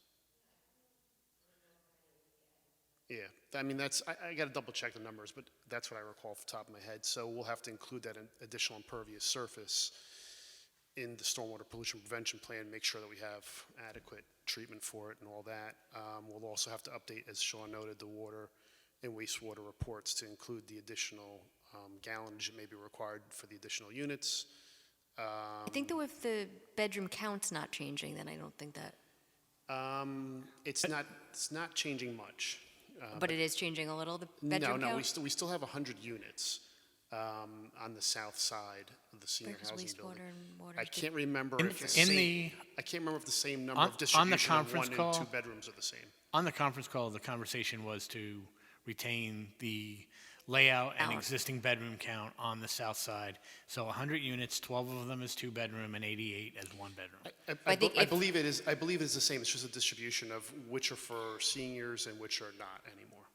But I don't think, if it's the same bedroom count overall, I don't think water or wastewater. Wastewater wouldn't change. I don't no, think you need to update that then. Agreed. Agreed. So it's mostly just the SWIP for the additional impervious surface due to parking. We found the spaces on the site. We have room for it. I did do that portion of the site plan. I have to update the grading and all the other work that goes along with it. Those spaces that you're anticipating adding, are those within the existing limits of disturbance? Yes, they are. Okay, so nothing is going to change as far as what area is dedicated for conservation and No, those I sort don't of beyond things? so. No. Okay. I mean, that would just be We something. were able to find most of the spaces actually between the front of the building. If I'm on the street looking at the project, it'd be the front right of the building, between the pavement and the stormwater basin. So along that section of road there, which is already included in the limits of disturbance, and then the parking lot in the back right, kind of it's behind the building on the right-hand side behind it, we're able to add more spaces in that area and alongside the driveway that leads up to that area. You know how DEC is handling amended plans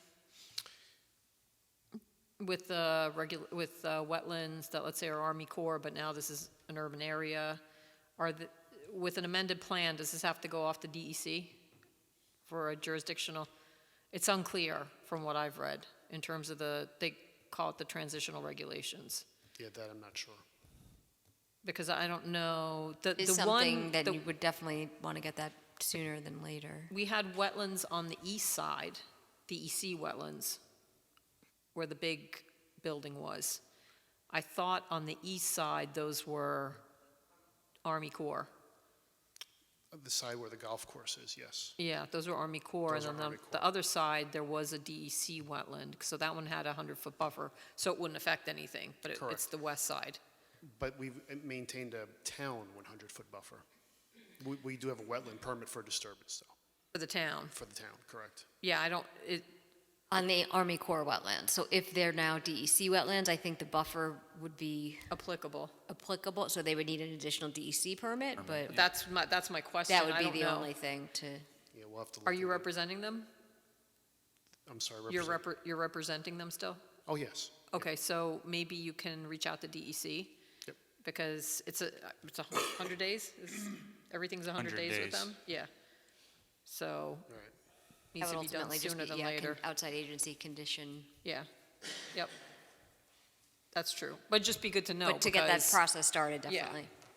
And some things they're regulating and some things are not, and then they have sort of the equivalent of a general permit also. Right. So, I haven't seen any permits actually issued yet, or any, whatever their jurisdictional determination is going to be. I haven't seen anything yet from DEC for any of the projects that No, I I submitted a few that are approaching 90 days now, so we'll see. I don't remember if this occurred the last time I was before this board, but the DEC had actually requested for me to relocate the outfall associated with the St. Pat's, and we gladly did so. So, I received 3 minor comments back from them as a result of that change. I actually have a Zoom meeting with them tomorrow, so I think that was something that made the town, I think, probably pretty happy, and the applicant was fine with it. So, we'll be relocating that outfall. Does this have, so is this going, So, do they need a public hearing? we talked about that because, and Ashley and I were back and forth a little bit about this, because they're ultimately approving the master development plan. Yes, it may require that the town board, and I know you were looking into that issue. Yes, so the town board, when they adopted the local law landing the CCR zone for this property, and they also, as part of that, required compliance with the master development plan. So the master development plan that was approved by the town, that did contemplate the 100 senior units. So I do think, which I'll speak to the town attorney about that, but if you, looks like I'm thinking you're gonna potentially need that amendment to the law from the town board, you'd want to get that ball rolling sooner than later, because that does require a hearing if it's a local law. But in terms of then, if they do the master development plan, we were supposed to do a recommendation to them before they amend it.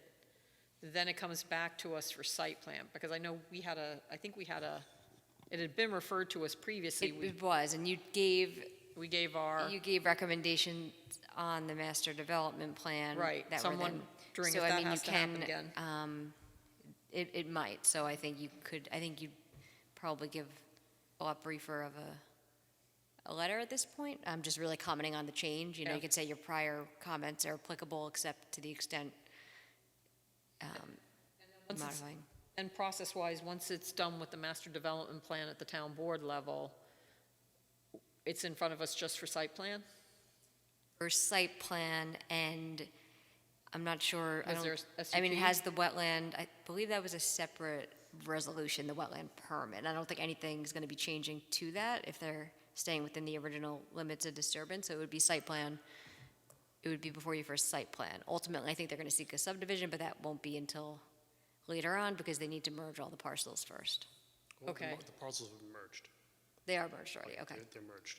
And we did So- provide a subdivision plan. You had, but for the way the law works, first you have to approve the site plan, and then once you approve the site plan, then you could go for the subdivision. So if it's just site plan in front of us. You don't and require a hearing, We don't, that's what I was getting at, especially if it's at the town board level. if it's gonna have one. Okay. Okay. I can just clarify, so I was on the conference call when this was initially discussed. So what happened is when the applicant went for their funding from the state, essentially priorities have changed. So it was the town's preference that there be as much senior housing as possible on the project, and that was the applicant's priority. So they were in line. But essentially because our code requires that a certain amount be designated for senior, and it was exceeded, the state used that as a reason to deny the funding and said, no, it has to be compliant with the town code. So that would bring us from 100 units of senior housing, designated senior housing, to 27 designated units. Nothing, again, is changing in the nature of the buildings that are being built, and the building that is going on the south side, on the southern portion, is well-suited for seniors. So while the town can certainly, the project can certainly house more seniors than that, they can only designate under the state the 27, I believe it is. That's correct. But there'll still be plenty of opportunity for seniors. It also changes with that the affordability of the units, because for senior housing, it's a lower affordability level where it caps out before you can't qualify for that. So more residents and more types of residents will be able to get into more of the units on this project. It takes it from, oh gosh, I forget where senior caps out. But affordable housing, it's 100% of median income. So it's lower than that for seniors, 60%? Something like that, yeah. Something like that. So it can change the nature of who's going to live there. However, the units are really designed as senior housing, and that's not changing. And so many of the people who are attracted to the property may still be seniors as well. correct. But just to understand what the impact is on this change, the priorities in the state have really changed from providing senior housing to providing affordable housing. And so they're looking to move this project in that direction. That's correct. But the reality is that they're going to rent it to whomever comes along who's income eligible. And is qualified, right, and is Okay. income eligible. I'm glad it's being addressed, because I think at some point, there was a request to change the resolution to take away some of the restrictions. And we had asked the question, then what happens? And I believe there was a discussion that it would still be senior, but in fact, we have to look at it as if it's going, because it can be rented to anybody at this point. It's not Yeah, which is senior. why you're gonna look at those changes in terms Yeah. of traffic, the parking, and all that. Exactly. Okay. How many units, but some proportion are still designated senior? 15%, Yeah, we're 27. maintaining whatever the Yeah. town code's requirement is of 15%. That's right. How many more spaces did you figure it needs to be? I know it's 193 I have now. I can't remember exactly what I had before. I want to say it was like about 150 53 or something. So we've got about 40 more parking spaces roughly, something like that. Yeah, it wasn't a big change to the multiplier. It wasn't a big jump. It was like 2 cars in Yeah, a unit 2.5 versus or 1.5. 2.21, if I It was like remember 1.5 correctly. and 1. That was something built like that. into the CRC? CCR? In the, Or is that in that were our the code? parking requirements from the CCR itself? Or? Well, it's a different calculation I think it's for actually senior in your, housing it's than. in your off-street parking General park- it's requirements. the Yeah, general that's where I off-street actually looked it up parking. recently. Okay. All right, anything else over with Pilati?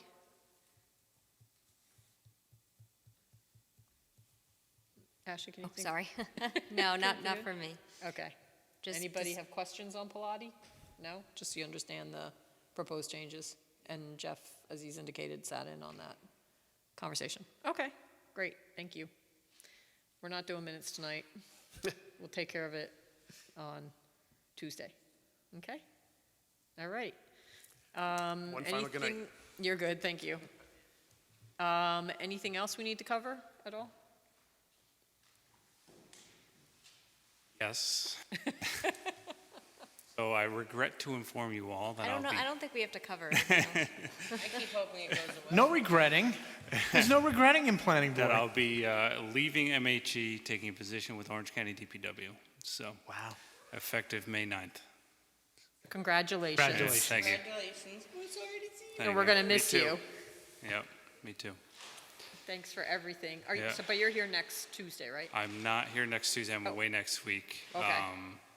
But I should cover the May 8th May 8th, okay. meeting. Yep, Does this mean you won't have to work at night? it does. And with 2 young uns, Yeah, that's very important. yep.